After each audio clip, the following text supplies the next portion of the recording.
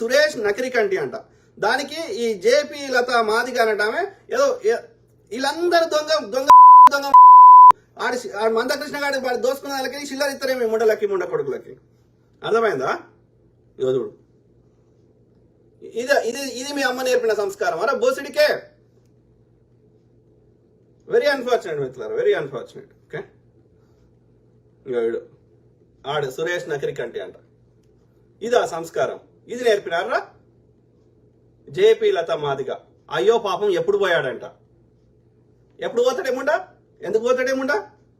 పోతే వీక్తారు, అందరు వీక్తారు. మందకృష్ణ గారు కూడా వీక్తాడు. నువ్వు చెప్తే వాడు కదా, నువ్వు చెప్తే ఎండ కొడతలేదు, నువ్వు చెప్తే వాన కొడతలేదు కదా. కాదు జేపీ లత నువ్వు పోయావు, నీకు గ్యారంటీ ఏందే? పోయేటప్పుడు ఎవడైనా పోతాడు, అది వేరే ముచ్చట. కానీ ఎందుకు అబద్ధాలు, ఎందుకు ఈ ఫేకు పిచ్చిలంబడి కొడుకులు?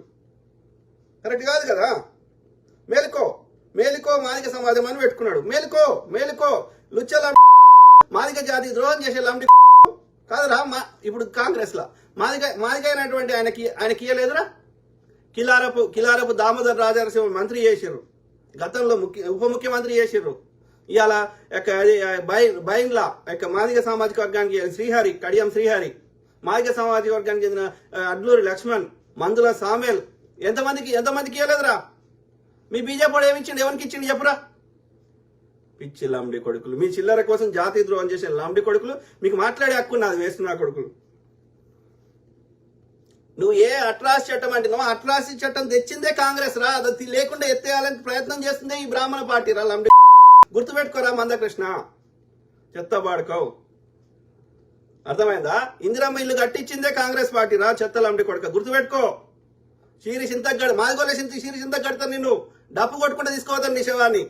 ఫేకుల జాతి ద్రోహం చేస్తావురా. ఇక వీడు అవడో రాశాడు. నిజమా? కత్తి మహేష్ గారు పిలిస్తే వెళ్ళారు కావచ్చు. కత్తి మహేష్ చంపింది ఎవడరా? ఆ బాబన్ లాంటి కొడుకే. అది యాక్సిడెంట్ కింద క్రియేట్ చేసిన నెల్లూరు దగ్గర పక్క కూర్చున్నానికి ఏం కాకుండా ఇంకొకరికి ఎందుకైతుంది మరి కత్తి మహేష్ కి? రామున్నేమో అన్నాడని చంపేసిండు. రాముని ఏమన్నాడు? వాస్తవమే మాట్లాడు. పెళ్ళాన్ని అడిలో వదిలేసి వచ్చిండని చెప్పిండు. ఎవడో సాకలేనేమని అంటే ఎందుకు వదిలేసినవరా అని అడిగిండు. అంటే భార్యను అనుమానించిండని అన్నాడు. తప్పేమన్నాడు? లేకపోతే శంభుకుని బాపనోడు చంపురా అంటే పోయి చంపిండు. వీడు ఏం పాపం చేసిండు శంభుకుడు? వాడు బీసీ. ఏం పాపం చేసిండు అంటే వాడు తపస్సు చేసిండు అంట. ఏది కర్ణుడు ఎందుకు కావద్దురా అంటే వాడు రథం నడుపుతాడంట. ఎవడరా చెప్పింది? నీ అమ్మ కడుపులోకి నువ్వెట్లా వచ్చినావు? మీ అమ్మ నాయన చేసుకుంటే మేము కూడా అట్లే వచ్చినాం కదరా పోసిడికే. నీకు ఇచ్చిన నొప్పి అవుతుంది, మాకు ఇచ్చిన నొప్పి అవుతుంది. నీ మీద ఎండ కొడుతుంది, మా మీద ఎండ కొడుతుంది. మా మీద ఎందుకు రా వివక్ష? నువ్వు చేసేటి మేమెందుకు చేయలేంరా? మేం చేసేటి నువ్వెందుకు చేయవురా? అందుకే అంటున్నా, ఈ బ్రాహ్మణ్ నా కొడుకులకి ఒక్కరికి కూడా ఒకడు బట్టలు ఉతుకోద్దు, వానికి గడ్డం గీకొద్దు, వానికి ఏ సేవ చేయొద్దు. వాడిని వెలేయాలి, చక్కగా అవుతాడు. అప్పుడు తెలుస్తుంది దానికి నొప్పి. లేకపోతే ఈ వర్ణ వ్యవస్థ కుల వృత్తులు మానేసిన రోజే ఏది వివక్ష పోతుంది, అంతవరకు దాకా పోదు. గుర్తుపెట్టుకోండి. కుల వృత్తి చేస్తున్నామంటే వాని వర్ణ వ్యవస్థని, వాని మనువాద వ్యవస్థని, వాని ఈ అంచెల వ్యవస్థని, వాడి గొప్పోడు నువ్వు కిందోడని నువ్వు అంగీకరిస్తున్నట్లు లెక్క. ఏ బ్రాహ్మణి కాలు మొక్కొద్దు. ప్రతి గుళ్ళో అందరు పూజారులు కావాలి. అది ఆ ఆర్య మంత్రాలు తీసి ఆ సంస్కృత మంత్రాలు తీసేసి మన భాషలో చెప్పుకోవాలి మనకి ఏదనిపిస్తుంది. అది కూడా ఈ శూద్ర దేవతలే చెప్పాలి. సమ్మక్క, సారలమ్మ, ఎల్లమ్మ, పోషమ్మ ఇవే చెప్పాలి. ఆర్యని ఎక్కడ చెప్పొద్దు. వాడు మన ఎల్లమ్మని దేవత అంగీకరించాడు.